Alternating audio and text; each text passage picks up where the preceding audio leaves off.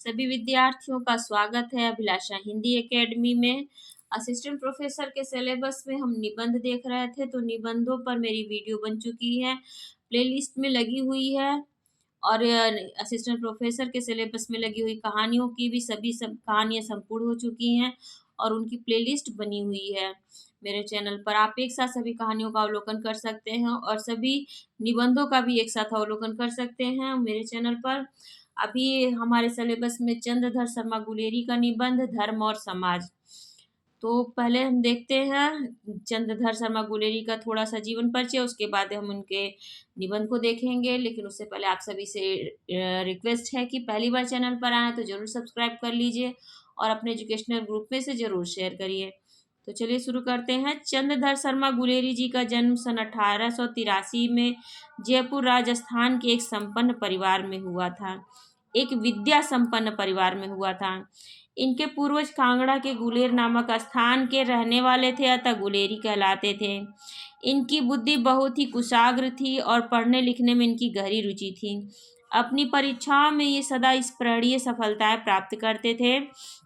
1899 में इलाहाबाद विश्वविद्यालय की एंट्रेंस परीक्षा में सर्वप्रथम आए तथा वहीं से 1903 में बीए में की परीक्षा में भी प्रथम श्रेणी में उत्तीर्ण हुए। बीए पास करने के बाद गुलेरी जी अजमेर मेयो कॉलेज में संस्कृत प्रधानाध्यापक हो गए। 1920 में ये हिंदू विश्वविद्यालय वाराणसी के ओरिएंटल कॉलेज के प्रिंसिपल हो गए और सन 1922 में इनकी मृत्यु हो गई। तो जन्म हुआ था 1883 में और मृत्यु हो गई 1922 में। इनकी मृत्यु हो गई। अपनी थोड़ी सी आयु में ही गुलेरी जी इनकी प्रतिभा ने बहुत काम किया है। एक और पुरातत्व एवं भाषा विज्ञान पर गंभीर गवेषणात्मक निबंध लिखे और दूसरी ओर बड़ी ही ओजस्वी कविताएं भी रची। 20-21 वर्ष की आयु में ही इन्होंने जयपुर से समालोचना नामक पत्र भी संपादित किया था और उसके माध्यम से हिंदी आलोचना को आगे बढ़ाया। व्यंग्यपूर्ण शैली में इन्होंने कलात्मक निबंध भी लिखे थे। गंभीर से गंभीर विषयों के भीतर भी वे हास्य व्यंग्य के लिए स्थान ढूंढ लेते थे। कहानियों के क्षेत्र में यद्यपि गुलेरी जी ने सुखमय जीवन, बुद्धू का कांटा और उसने कहा था केवल 3 कहानियां लिखी, पर अपनी अंतिम कहानी के लिए वे कहानी साहित्य में सदा अमर रहेंगे। अपनी भावात्मकता, वातावरण की सजीवता, नाटकीयता और शैली शिल्प की प्रौढ़ता के लिए यह कहानी अमर रहेगी। यह देखकर आश्चर्य होता कि हिंदी कहानी के प्रारंभिक युग में ऐसी प्रौढ़ कहानी लिखी गई। गुलेरी जी की कहानियों में इनके निबंधों वाली व्यंग्य विनोद की विशेषता तो है ही, भाषा भी वैसी ही प्रवाहपूर्ण एवं शक्तिशाली है। इनकी भाषा में वातावरण निर्वाह की बड़ी क्षमता मिलती है। उर्दू और पंजाबी शब्दों का इन्होंने इसलिए खूब प्रयोग किया। संस्कृत के प्रकांड पंडित होते हुए भी उनकी शैली में सरलता, सहजता एवं मुहावरेदारी का गुण मिलता है। गुलेरी जी की कुछ रचनाएं गुलेरी ग्रंथावली के नाम से नागरी प्रचारणी सभा काशी द्वारा प्रकाशित की गई हैं। हिंदी, बांग्ला, मराठी तो भारतीय भाषाएं हैं। उन्हें लैटिन, फ्रेंच और जर्मन जैसी दूसरी भाषाओं की भी पूर्ण जानकारी थी।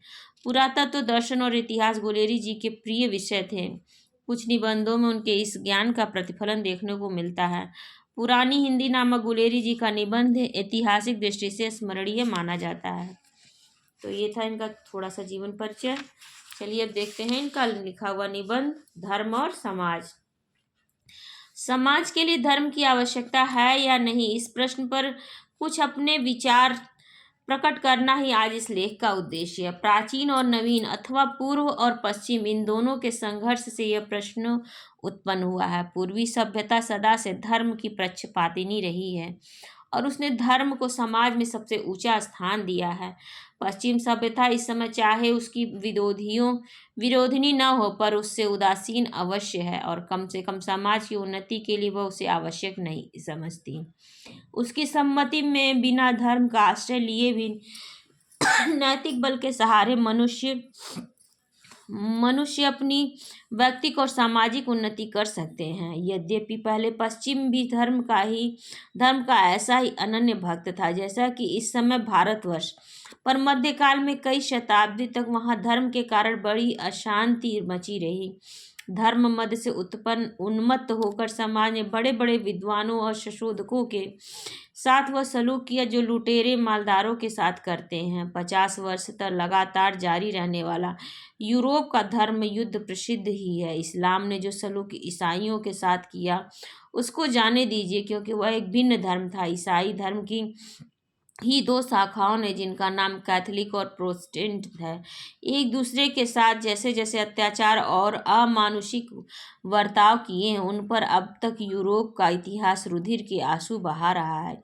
इसलिए अब इस सभ्यता और उन्नति के युग में पश्चिम निवासियों को यदि धर्म पर वह श्रद्धा नहीं है तो उनके पूर्वजों की थी, तो वह सकारण है। यद्यपि पूर्वापेक्षा अब उनके धर्म का भी बहुत कुछ संस्कार हो गया है और शिक्षा की उन्नति के साथ साथ, जिसमें यूरोप और अमेरिका ने सबसे अधिक भाग लिया, उनके धर्म में भी सहिष्णुता, स्वतंत्रता और उदारता की मात्रा बढ़ गई है। तथापि धर्मवाद के परिणाम स्वरूप जो कड़वे फल उनको चखने पड़े, उन्होंने उनको धर्म की सीमा नियत कर देने के लिए बाधित किया। तदनुसार उन्होंने धर्म की अबाध सत्ता से अपने समाज को मुक्त कर दिया।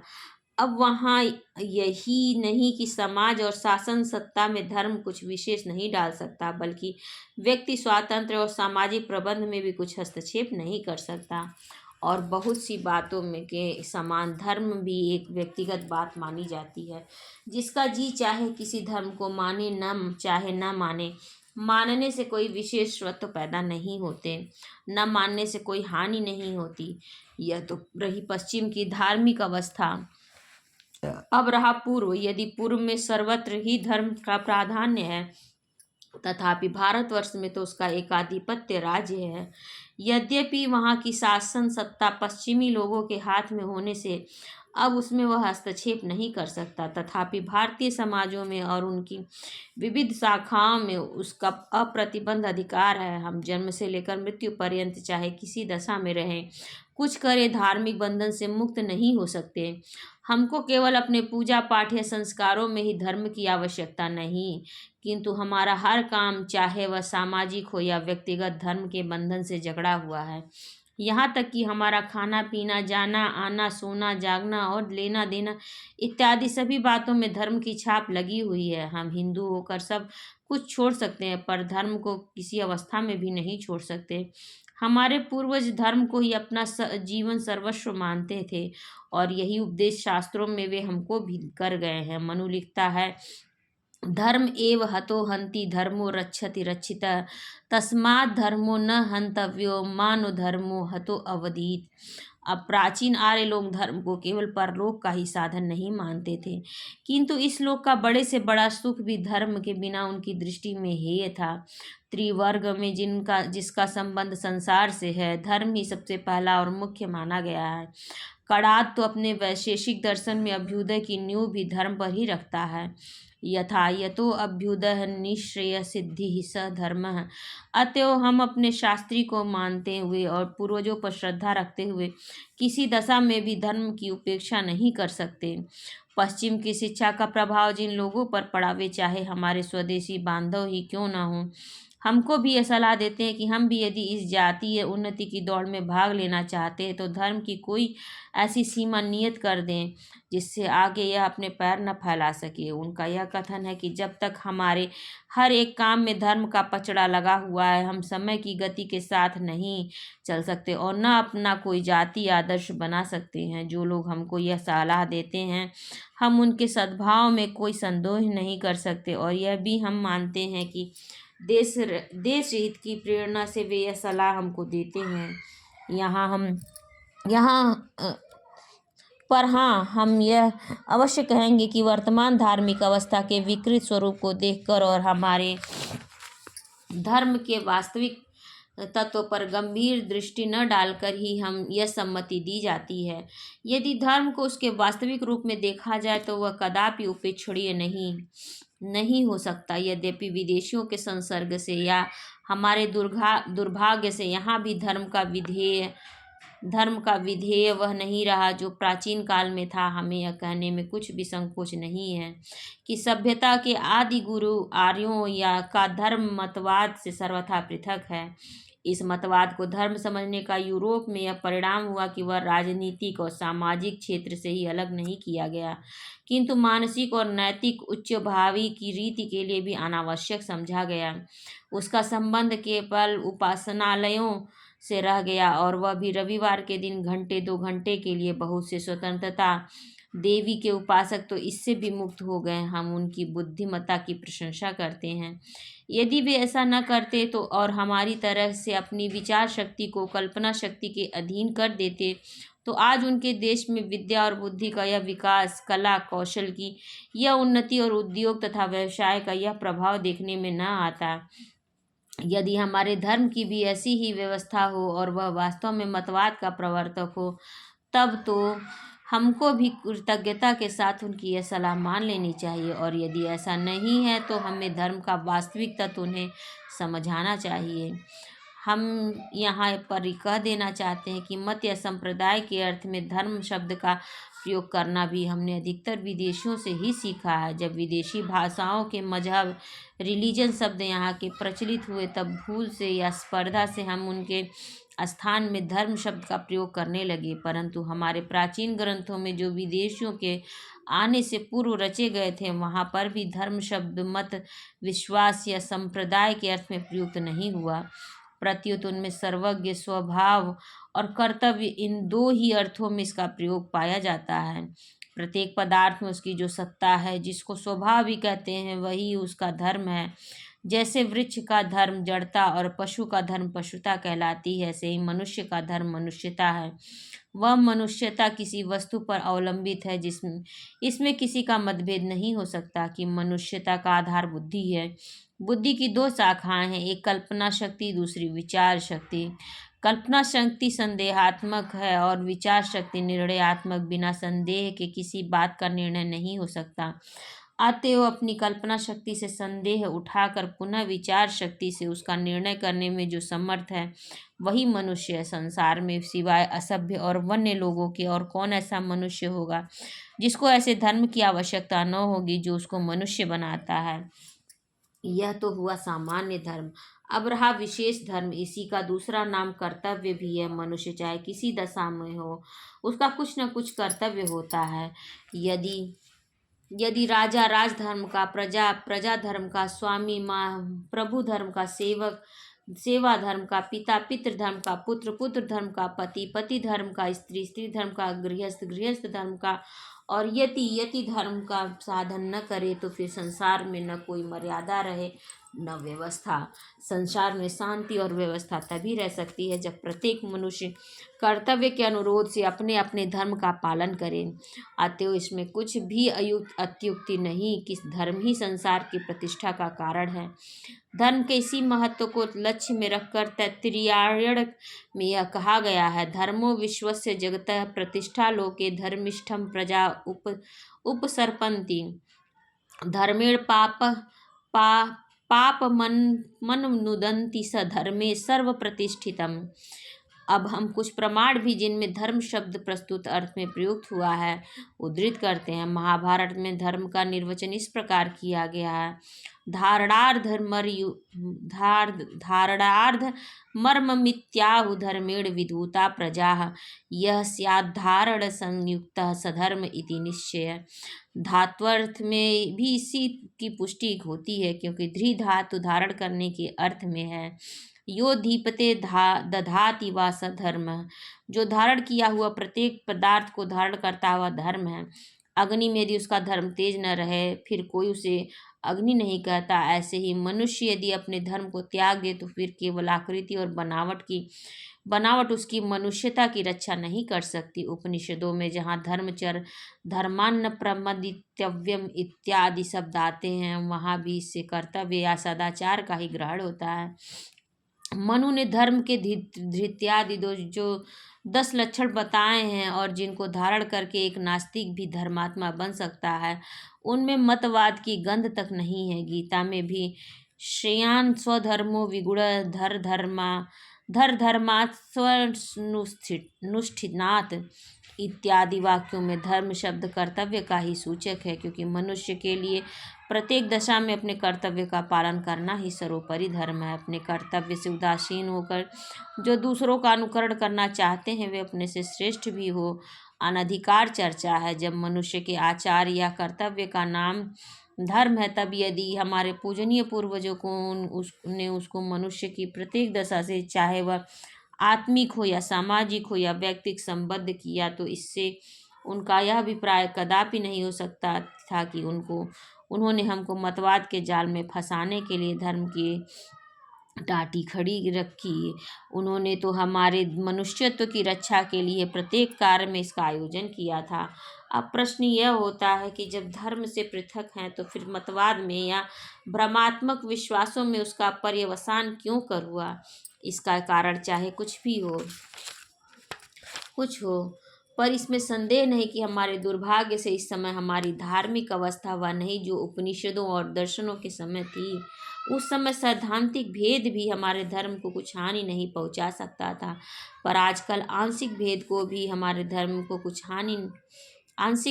भी हमारा कोमल धर्म सहन नहीं कर सकता। उस समय हिंदू धर्म इतना उदार था कि वह बौद्ध और जैन जैसे निरीश्वरवादी मतों को भी अपने कोड में स्थान दे सकता था, पर आजकल का हिंदू धर्म साकारवादियों और निराकारवादियों को मिलाकर नहीं रहने देता। पहले का हिंदू धर्म सदाचारी तो धर्मात्मा और ज्ञानी को मोक्ष का अधिकारी चाहे वह कोई हो मानता था, पर आजकल का हिंदू धर्म अपने लक्ष्य से ही च्युत होकर या तो मतांतर के शुष्क वाद विवाद में या पुरानी लकीर को पीटने में अपनी शक्ति का दुरुपयोग कर रहा है। संसार के और समस्त विषयों में हम विचार शक्ति का उपयोग कर सकते हैं, पर केवल धर्म ही एक ऐसा सुरक्षित विषय है जिसमें आंखें बंद करके दूसरों के पीछे चलना चाहिए। यदि इसकी कोई सीमा नियत होती तब भी गनीमत थी, पर अब इस दशा में जबकि इसकी अबाध सत्ता है, कोई भी विषय हमारे लिए ऐसा नहीं रहा गया जाता जिसमें हम स्वच्छंद विचरण कर सके। धर्म के नाम से अब तक हमारे समाज में जैसे जैसे अनर्थ और अत्याचार हो रहे हैं, उनके कारण हमारे करोड़ों भाई और बहन मनुष्य होते हुए पशु जीवन व्यतीत कर रहे हैं। इस 20वीं सदी में जबकि अन्य देशवासी राष्ट्र ही नहीं राष्ट्र संघ और साम्राज्य की स्थापना कर रहे हैं, भारतवर्ष यदि समाज संगठन के भी अयोग्य है तो उसका कारण भ्रमात्मक संस्कार ही है। हम मानते हैं जैसा धर्म का दुरुपयोग आजकल भारतवर्ष में हो रहा है ऐसा और कहीं देखने में न आवेगा, परंतु अब प्रश्न यह है कि धर्म का प्रयोग अन्यथा किया जा रहा है। क्या इसलिए हम धर्म को ही छोड़ दें। यदि कोई मनुष्य अपनी मूर्खता से अग्नि में हाथ जला लेता है तो क्या उसे यह उपदेश करना ठीक होगा कि वह अग्नि से भी कोई काम न ले, या कि उसे अग्नि से काम लेने की तरकीब सिखाना ठीक होगा। इसका उत्तर प्रत्येक बुद्धिमान मनुष्य ही देगा कि दूसरी बात ही होनी चाहिए। यद्यपि आधुनिक शिक्षा और समय के प्रभाव से आजकल धार्मिक क्षेत्र में भी असंतोष और हलचल मची हुई है और प्रत्येक धर्म के अग्रणी और शिक्षित पुरुष ये अनुभव करने लगे हैं कि अब इस 20वीं शताब्दी की जनता को इस प्रकाश के युग में केवल धर्म के नाम से रूढ़ी का दास नहीं बनाया जा सकता और न इस बढ़ते हुए हेतुवाद के प्रवाह को ही रोका जा सकता। तथापि वे न बुद्धि भेदम जनयेद ज्ञानम कर्म संगीनाम इस नीति का अनुसरण करते हुए धर्म के विषय में स्पष्टवादिता से काम नहीं ले सकते। इतना ही नहीं, बहुत से शिक्षित ऐसे भी मिलेंगे जो अपने समाज को प्रसन्न करने के लिए या उसका विश्वास भाजन बनने के लिए उसके भ्रमात्मक विश्वासों पर तर्क और विज्ञान की कलई चढ़ाने लगते हैं। जिस देश में नैतिक बल की यह दुर्दशा हो और जहां मान के भूखे शिक्षित लोग अशिक्षितों से मान भिक्षा की याचना करें, वहाँ यदि धर्म का ऐसा दुरुपयोग हो रहा है तो इसमें आश्चर्य ही क्या है। परंतु प्रश्न ये है कि जब तक धर्म के सूर्य में अंधविश्वास का यह ग्रहण लगा हुआ है, क्या हम अपने उद्देश्य और लक्ष्य को प्राप्त कर सकते हैं। हमारे देश के नेता राजनीतिक स्वतंत्रता के लिए तो फड़फड़ा रहे हैं, पर यह धार्मिक परतंत्रता जो हमें खुली हवा में सांस भी नहीं लेने देती, उनकी दृष्टि में जरा भी नहीं खटकती। क्या इसीलिए कि यह फांसी हमने अपने आप लगाई है। इसकी मौत मीठी है। हमारा वक्तव्य केवल यह है कि यदि धर्म हमारे स्वभाव या कर्तव्य का बोधक है, जैसा कि हम अपना अभिप्राय प्रकट कर चुके हैं, तब तो वह हमसे और हम उससे किसी भी दशा में पृथक नहीं हो सकते, क्योंकि प्रत्येक पदार्थ की सत्ता उसके धर्म पर ही अवलंबित होती है। और ऐसे धर्म की आवश्यकता न केवल समाज को है, बल्कि प्रत्येक व्यक्ति को है। जहाँ राष्ट्र या समाज अपने को उस स्वाभाविक धर्म का पालन करे, वहाँ कोई भी व्यक्ति उसकी उपेक्षा न करे। इस दशा में धर्म को व्यापकता या अबाध सत्ता किसी को अवांछनीय नहीं हो सकती। और यदि यह हमारा भ्रम है और वास्तव में धर्म का विधेय जैसा कि आजकल माना जा रहा है, मतांतर के काल्पनिक सिद्धांत और भ्रमात्मक विश्वास हैं, तो हम निसंकोच अपने देशवासियों से यह प्रार्थना करेंगे कि जिस प्रकार पश्चिम वासियों ने धर्म की सीमा नियत करके अपने सामाजिक, राजनैतिक, आर्थिक और औद्योगिक क्षेत्रों से उसका प्रतिबंध हटा दिया, ऐसा ही हमको भी करना चाहिए। अन्यथा ये भ्रमात्मक विश्वास अपने साथ हमको भी ले डूबेंगे। आप डूबनते बामना ले डूबते जजमान। इसका प्रथम प्रकाशन हुआ था प्रतिभा पत्रिका में जून 1920 में। तो ये निबंध खत्म हुआ चंद्रधर शर्मा गुलेरी जी का इससे संबंधित धर्म और समाज। और यदि इससे संबंधित कोई भी आपके मन में प्रश्न हो तो आप कमेंट सेक्शन में पूछ सकते हैं। पहली बार चैनल पर आए तो जरूर सब्सक्राइब कर लीजिए, अपने एजुकेशनल ग्रुप में से ज़रूर शेयर करिए। धन्यवाद।